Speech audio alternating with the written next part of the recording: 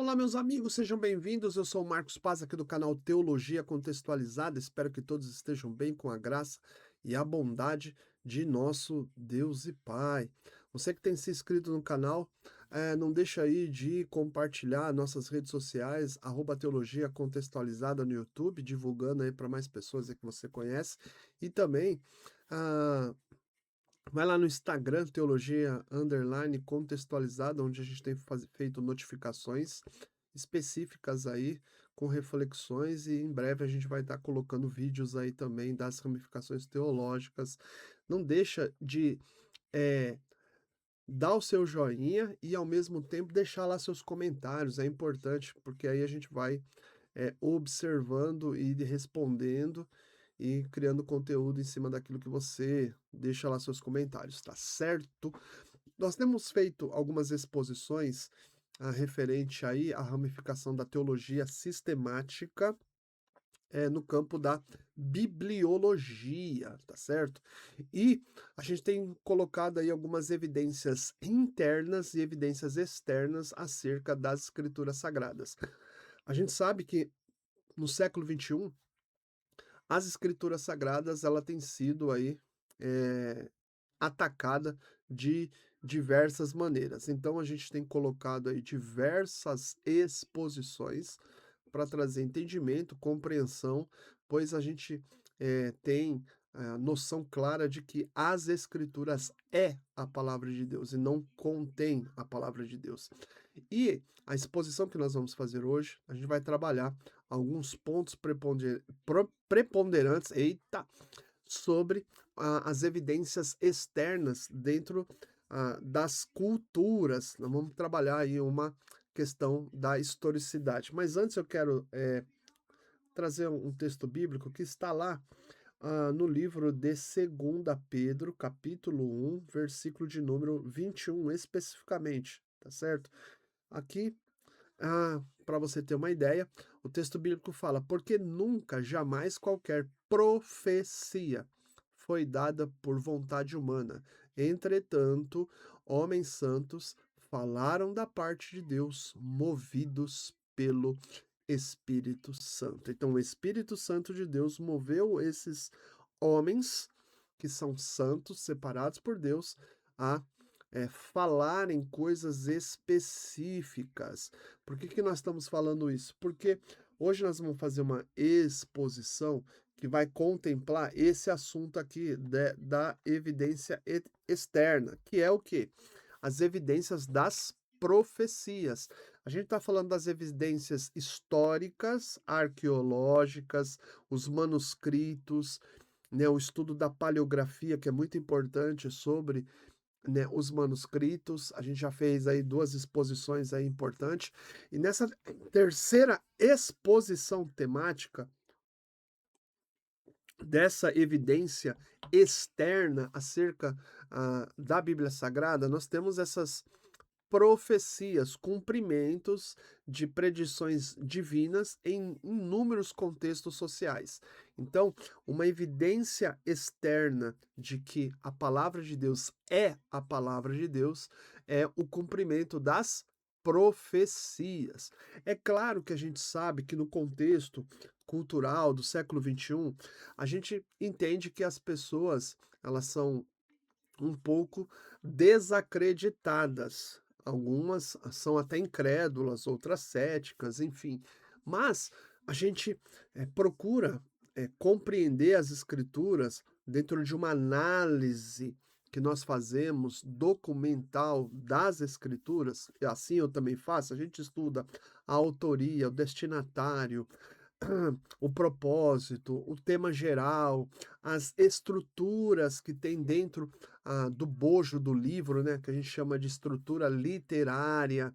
A gente observa as anuâncias e a própria grafia do próprio texto, seja no Antigo Testamento ou no Novo Testamento, hebraico, aramaico ou grego. A gente procura avaliar todas as questões e olhar para a historicidade, para os fatos históricos dentro da humanidade e os desdobramentos que acontecem.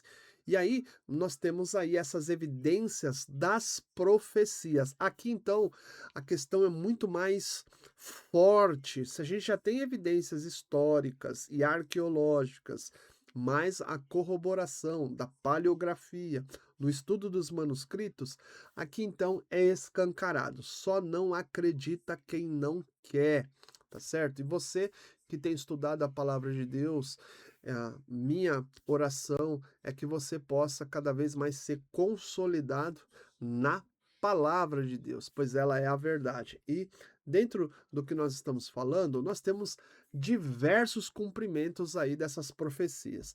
Diante disso, nós temos aí, dentro da história da antiguidade, vários impérios. Você pode depois pegar um livro clássico que tem sido estudado até os dias de hoje, que é o livro de Daniel. O livro de Daniel, para mim, é a evidência mais clara aí, dos cumprimentos aí proféticos, históricos e que validam, comprovam a palavra de Deus como palavra de Deus. E aí desbanca aí diversos estudiosos de linha cética e até os críticos liberais que descredibilizam, né, o sobrenatural. Sobre o sobrenatural, não tem o que falar, né? Eles não têm como comprovar, né? Já a história revela isso, né? Então, essas profecias sobre os impérios, as cidades antigas, né? Você tem diversas, eh, diversos pontos importantes históricos e arqueológicos. Nós temos aí uma profecia de Isaías, capítulo 44, versículo 28 e capítulo 45, versículo 1, falando, além de Jeremias, falando de um rei medo-persa, o rei persa chamado Ciro. Ou seja, foi profetizado por Deus e você tem escritos como Esdras, capítulo 1, que vai deixar claro, além do cilindro de Ciro, que deixa registrado em cuneiforme os acontecimentos do povo de Israel na Babilônia. Então, você tem aí essas evidências. Alguns estudiosos dizem que essas profecias elas são tardias, que os autores, perdão, que os autores escreveram depois que aconteceu isso para validar a palavra. Esse raciocínio lógico é um raciocínio cético, infelizmente. Tem alguns que falam assim: não, nós não discutimos a fé. Nossa questão é discutir o documento. Enfim, aí já fecha a questão.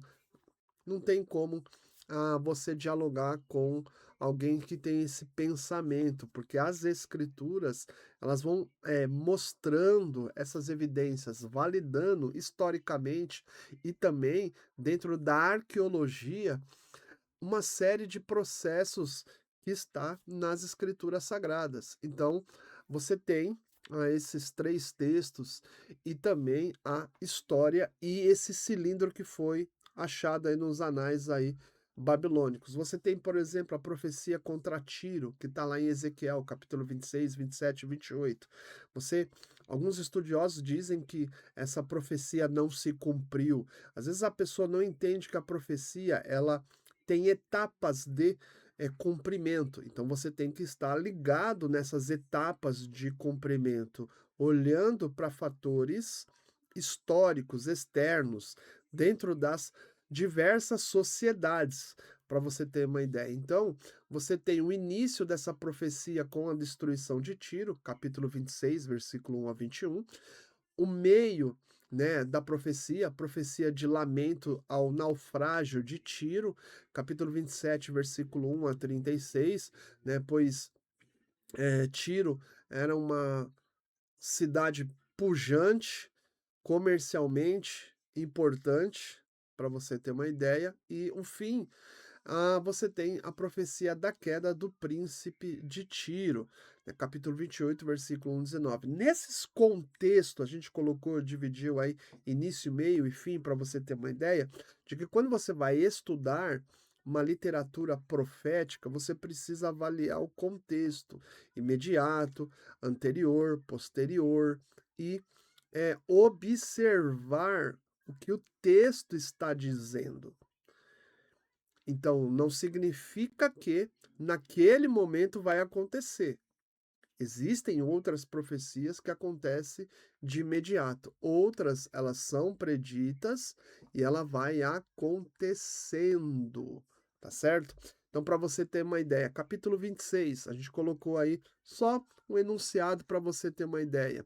O versículo-chave é o capítulo 26, versículo 2, quando, né, o povo de Tiro, principalmente seu monarca, né, disse acerca de Israel quando ela vai para o cativeiro babilônico, bem feito. Ou seja, Tiro caiu em juízo divino. Primeiro, pela sua insanidade contra o povo de Deus. Então a gente tem um ponto aí, está quebrada a porta dos povos. E segundo, pela sua cobiça, entre aspas, abriu-se para mim e eu tornarei rico agora que ela está assolada. O povo de Israel era um povo que tinha relações comerciais, econômicas com outros povos. Deus abençoava muito o povo de Israel.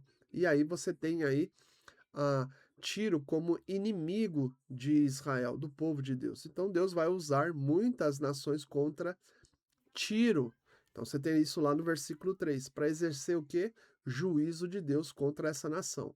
Você tem a Babilônia, conforme o versículo 7, assim como a Grécia, a nação vai cair à espada, será saqueada as suas riquezas, vai ser interrompida as suas comemorações, haverá lamento dos príncipes das nações por causa da queda de Tiro, e isso tudo acontece pela soberania e decreto de Deus. Então, quando você lê o capítulo 26, você tem esses versículos bíblicos apontando os fatos que vão se desdobrar.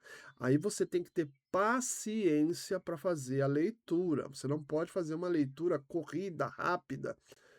Ah, você tem que fazer uma leitura com cuidado e muita observação. Uma das regras da hermenêutica para você interpretar as escrituras sagradas é necessário observar o que o texto está retratando. E para observar, você tem que ler de forma cuidadosa, aonde você vai localizar as evidências e, ao mesmo tempo, esses desdobramentos.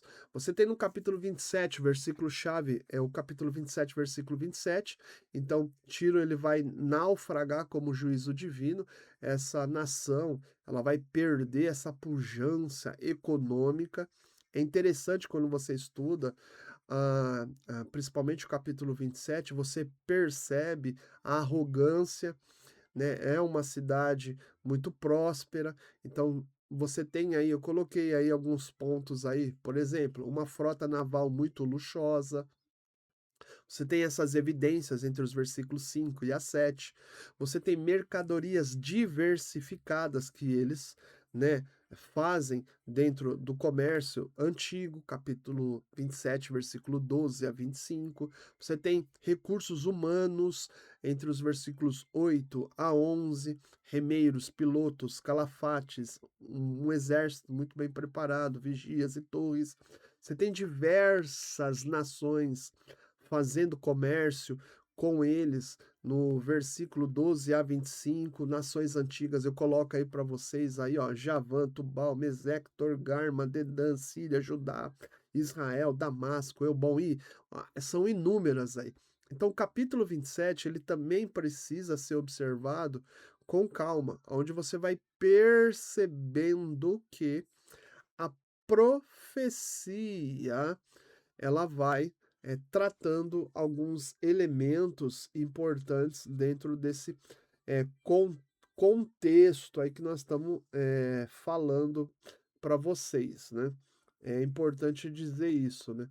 O texto bíblico fala lá no capítulo 27, versículo de número 27, né? O seguinte, deixa eu falar aqui com vocês. As tuas riquezas, as tuas mercadorias, os teus bens, os teus marinheiros, os teus pilotos, os calafates, os que faziam os teus negócios e todos os teus soldados que estão em ti, juntamente com toda a multidão do povo que está no meio de ti, se afundarão no coração dos mares no dia da tua ruína. Então, o versículo-chave aí do capítulo 27 é uma profecia tratando aí desse contexto sociocultural e econômico de Tiro, toda a sua arrogância, pujança, nessa questão abundante de prosperidade, vai cair, Deus vai julgar. Além do que, você tem ainda o capítulo 28, que vai trabalhar alguns pontos preponderantes. A gente divide também em dois blocos. O versículo-chave é o capítulo 28, versículos 6 a 7. E aí a gente tem essa divisão que eu coloco aí para vocês, né? A base da condenação, o príncipe de Tiro se intitulou como uma divindade, entre os versículos 1 e 2, muito comum naquele período histórico do mundo antigo. Depois, o juízo eminente de Tiro, entre os versículos 6 e 10, e propriamente a queda do rei Tiro, no versículo 11 a 19. Então, você tem, dentro do capítulo 28, essas nuances. É importante você também observar isso. A gente faz aí essas análises teológicas por etapas. Então, eu coloquei a profecia se deu em etapas. Nós estamos falando da profecia de Ezequiel 26, 27 e 28. Então, você tem a Babilônia, que Deus vai usar, Ezequiel 26, versículo 7, porque assim diz o Senhor Deus: eis que eu trarei contra Tiro a Nabucodonosor, rei da Babilônia, desde o norte, o rei dos reis, com cavalos, carros, cavaleiros e com a multidão de muitos povos. Eu coloquei aí norte, não é norte, tá bom? E aí você tem aí três pontos que a gente linka. Ezequiel 29, 18, um cerco a Tiro. Foram 13 anos de cerco da Babilônia. Jeremias 27, do versículo 3 a 7, Tiro nas mãos da Babilônia. E Jeremias 47, versículo 4, uma referência a Tiro. Então, esse cerco promovido pelo rei Nabucodonosor contra a cidade fenícia, né, Tiro, ocorreu aproximadamente entre o ano 586 a 573. Então, por um acordo político, Nabucodonosor impôs pesados tributos à cidade. Ela não foi destruída nos tempos babilônicos, mas ela vai ser destruída. O cumprimento dessa profecia, ela vai acontecer já no Império Macedônio, o Império Grego, o Império de Alexandre o Grande, que é diferente. Aí a gente faz um apontamento, uma distinção aí. Os babilônios, por volta do ano 586, Nabucodonosor, então você tem aí 13 anos de cerco, de bloqueio, de impostos, então você tem aí um tratamento diplomático entre a Babilônia mais Tiro, e aí eles passam aí a pagar impostos para a Babilônia. Então, Tiro dá parte das suas riquezas, né, para a Babilônia. E você tem aí já Alexandre o Grande, por volta aí de 332, duração de 7 meses, um ataque total dos gregos contra Tiro. Então, eles vão construir, né, uma frota marinha, pois os de Tiro, né, eles têm aí também uma frota marinha muito bem desenvolvida, e aí vem a destruição real, né? O que que acontece? Você tem aí uma série de entulhos, pedras, terras, né, que estavam jogadas nas regiões de Tiro, e Alexandre o Grande pega, né, essas pedras, essas terras de demolição, enfim, e vai construindo um aterro. E aí, nesse aterro, ele chega até a Tiro, né? uma ilhota ali, e ali se desenvolve toda uma estratégia agressiva contra Tiro.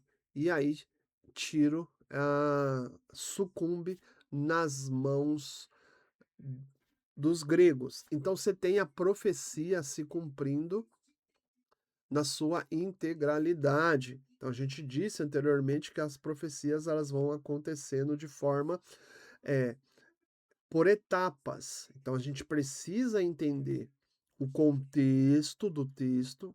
A gente viu Ezequiel 26, Ezequiel 27, Ezequiel 28. E a gente vem tratando a história, vai acompanhando a profecia em meio à sociedade, entre as nações. E aí você vê o desdobramento da profecia. Eu trouxe até uma telinha aqui para vocês terem uma ideia aqui, ó, de como era, né, a construção de Alexandre o Grande até chegar, né, à ilha ali de Tiro, como Nabucodonosor ele não destruiu integralmente a cidade de Tiro, então parte de Tiro foi se locomoveu, se moveu, se movimentou para uma ilhota nas proximidades ali e Alexandre o Grande, pegando todos aqueles entulhos, e numa engenharia destemida daquela época, ele derruba Tiro. Então a profecia previu que as mulheres de Tiro seriam derrubadas, suas pedras e madeira seriam jogadas no meio das águas, e o local se tornaria um lugar para estender redes de pesca, que é a profecia de Ezequiel 26, versículo 14, na sua integralidade. Então você tem o cumprimento dessas profecias, Ezequiel 26, 27 e 28, acontecendo. Aqui numa outra perspectiva, você tem um cumprimento histórico. O rei Nabucodonosor destruiu a porção continental de Tiro, mas a população, como eu disse, ela foge, né, parte para essa ilha fortificada e lá no ano 332 Alexandre o Grande sitia aquela ilha e aí destrói e se cumpre a profecia na sua integralidade. Todo esse tipo de movimento que nós fazemos na teologia para entender as profecias tem que ser feito com muito cuidado, com muita observação e avaliando historicamente os fatos. Muitas pessoas dentro do universo evangelical não têm esse costume de avaliar a profecia e também a história. Então, tanto a escritura como a história, elas estão andando e Deus está na história da humanidade. Portanto, fica aqui uma dica para você. Quando você for estudar as escrituras sagradas, procura observar atentamente o que o texto bíblico está dizendo, principalmente esses textos que envolvem narrativas proféticas, que precisa ter um olhar mais cuidadoso para você não cair na mão aí dos céticos e daqueles que estão desacreditados e descredibilizando as escrituras sagradas, viu? Então, fica a dica aí. Hoje a antiga área de Tiro abriga algumas vilas de pescadores, nas quais eles vão secando suas redes, ou seja, se cumpriu a palavra de Deus na íntegra. Nós temos outras profecias, por exemplo, do povo de Israel no exílio babilônico, a dispersão global e a sobrevivência do povo de Israel. Você tem profecias, por exemplo, em Moisés, em Deuteronômio, capítulo 28, versículo 25, 47 a 64 dos versículos. Você tem profecias ditas por Deus, nas quais Moisés escreveu, e elas se cumpriram, tanto para Israel, que no período da monarquia, quando houve muita idolatria, onde Deus rasgou a monarquia que era unificada por causa dos pecados de Salomão, Israel foi dividida em duas partes: Reino do Norte, Israel, capital Samaria, Reino do Sul, Judá, capital Jerusalém. em ambos foram profetizados diversos pontos nas quais o povo de Israel não deu crédito. Deus levantou diversificados profetas. E o que que aconteceu?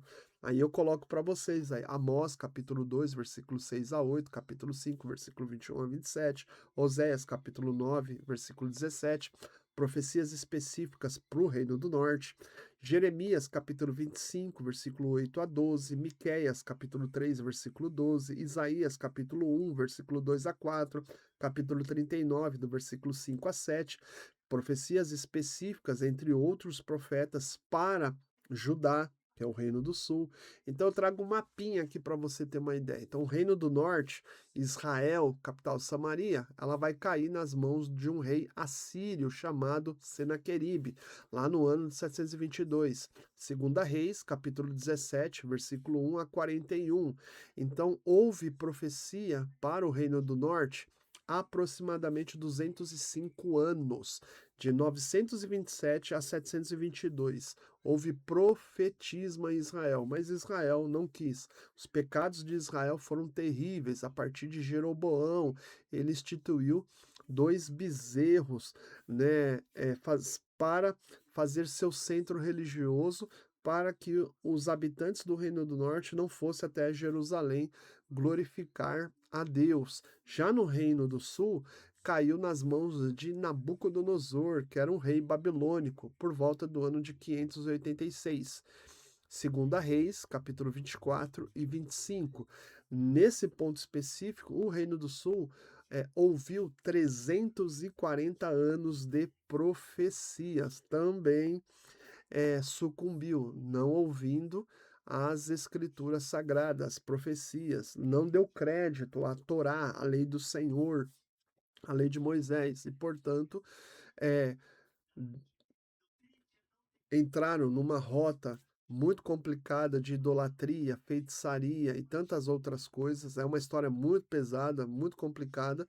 E no ano de 586, a Nabucodonosor finalizou todo o cerco e caiu o reino do sul, Judá, capital Jerusalém. Para você ter uma ideia, houve 3 deportações do reino do sul para a Babilônia, tá certo? Então, você tem esse período histórico de profecias acontecendo com o próprio povo de Israel. Você tem profecias sobre o destino do povo de Israel, abordando sobre a restauração do povo, né, a volta do cativeiro babilônico, da reconstrução, da questão espiritual. Você tem o livro de Daniel, capítulo 9, versículo 24 a 27, espetacular sobre esse ponto. Então você tem Jeremias 29, versículo 10 a 14, capítulo 30 a 33, Isaías, capítulo 11, do versículo 11 a 12, capítulo 40, do versículo 1 ao 11, capítulo 44, versículo 28, capítulo 45, versículo 1 e 13, Ezequiel 34, 36 a 37, Amós, capítulo 9, versículo 11 a 15, Ageu, capítulo 2, do versículo 6 a 9, Zacarias, do capítulo 8, versículo 7 a 8, aonde você tem eventos, volta do cativeiro, reconstrução do templo e as muralhas de Jerusalém. Foi difícil esse período. Reconstrução das cidades destruídas, foi muito também complicada essa reconstrução. Judeus sendo restaurados pela palavra de Deus, por homens específicos que Deus levantou. É a encarnação do Messias, profecias falando do Messias, do ungido de Deus, que traria restauração ao povo de Israel espiritualmente, a nação judaica estando estabelecida, né, na terra que mana leite e mel, né, na volta do cativeiro babilônico, e se cumpriu essas profecias e outras profecias que ainda estão para se cumprir. Então, esses textos, eles mostram evidências externas da palavra de Deus, tá? Então, são acontecimentos históricos retratados pelas escrituras, sem contar inúmeras profecias contra diversificadas nações. Que aí você tem no livro de Isaías, Jeremias, ixi, nos profetas está recheado aí de profecias contra essas nações, nas quais o que que a gente faz como estudiosos da palavra de Deus, a gente vai lendo essas profecias e vai observando os contextos históricos que está acontecendo. Isso é muito importante. Você que está estudando a palavra de Deus, você tem que ter essa paciência. Talvez alguns não tenham toda essa paciência, mas é importante. Outra coisa que eu quero também falar para vocês são as inúmeras profecias sobre Cristo, sobre o Messias. Tem um estudo que nós eh, avaliamos com muita calma, que é a esperança messiânica. É um estudo, é uma temática que envolve todas as profecias que são retratadas no Antigo Testamento e que vai se desdobrar com a vinda de Jesus Cristo. Então a gente pega todas essas profecias e vai estudando com calma. Eu cataloguei aqui para vocês terem uma ideia essas profecias. É óbvio que depois, se você quiser essas profecias, você me dá um toque, tá bom? Entre em contato aí comigo, põe lá nos comentários, ou eu vou colocar lá o meu WhatsApp e aí eu mando o arquivo para você, não tem problema nenhum não, tá bom? Aí facilita aí para você. Olha quantas profecias. Nós temos o proto-evangelho, né, a semente da mulher, em Gênesis capítulo 3, versículo 15, que ferirá a cabeça da serpente, se cumprindo em Jesus. Você tem descendência de Abraão, ou seja, abençoando as nações. Você tem a profecia da tribo de Judá, né, da onde vem Jesus, né? Ou seja, você tem inúmeras profecias, mas tem inúmeras. Olha só quantas profecias falando do Senhor Jesus. E aqui a gente vai falando de profecias voltadas para o ministério, o anunciado por um mensageiro, ministério na Galiléia, operação de milagres e cura, ensino por meio de parábolas, unção do Espírito Santo, ungido como rei e sacerdote. Isso sendo dito no Antigo Testamento e sendo cumprido no Novo Testamento. É muita coisas. A paixão de nosso Senhor Jesus Cristo, a entrada triunfal em um jumento, a traição, traída por 30 moedas, o dinheiro usado para comprar um campo do olheiro, abandonado pelos discípulos, acusado por falsas testemunhas, silêncio perante os acusadores. Então você tem evidências no Antigo Testamento e o cumprimento no Novo Testamento. Olha só quantos textos bíblicos. Você tem aí profecias falando da crucificação de Cristo, cuspido, esbofeteado, açoitado, mãos e pés transpassados, né? Contado com os transgressores, zombaria, sede, é, sorteio das suas vestes, nenhum osso quebrado. Então você tem essas profecias sendo ditas por diversos textos bíblicos no Antigo Testamento e se cumprindo. E aí você tem de forma muito preponderante, movidos pelo Espírito de Deus, os autores do Novo Testamento retratando esses acontecimentos. Olha só. E por fim, você tem aí também as profecias falando da crucificação, né? Orando pelos seus algozes, a morte vicária e sepultado no túmulo, né, de um rico. Então você tem aí essas evidências no Antigo Testamento, cumprimento no Novo Testamento. Você tem profecias da ressurreição e da volta de Jesus, a parousia, retratado no Antigo Testamento, ressurreição corporal, ascensão aos céus, assentado à direita de Deus, o Filho do Homem com autoridade eterna, o tempo exato do Messias ser tirado, né, aqui da terra. Então você tem aí os textos do Antigo Testamento, essas evidências internas, e no Novo Testamento retratando essas evidências externas. Olha só, como cumprimento aí das profecias. É muita coisa. Então você tem um alinhamento entre as narrativas bíblicas, a arqueologia, a história, e isso é de fato aí um campo fascinante. Então, espero que possa ter contribuído aí para o seu crescimento, tudo isso que a gente explorou nessa exposição, que você possa se inscrever no canal, aí deixar ah, seus comentários, tá certo? Divulgue aí para mais pessoas, a gente solta vídeos semanais aí às 19 horas. Vamos aí se inscrever para fazer esse canal aí ser compartilhado e as pessoas terem aí acesso, entendimento e compreensão. Nós procuramos mostrar para vocês aí mais evidências externas acerca aí das escrituras sagradas, trazendo para você esclarecimento de que a Bíblia Sagrada é a palavra de Deus. Ela não contém a palavra de Deus, ela é a palavra de Deus e ela é a verdade, desbancando aí toda essa complexidade existente. É claro que existe outros fatores que a gente pode estudar e que a gente vai ao longo aí das exposições trazer para você. Um grande abraço, que Deus te ajude, Deus nos guarde e nos auxilie na nossa caminhada cristã. Valeu, fui.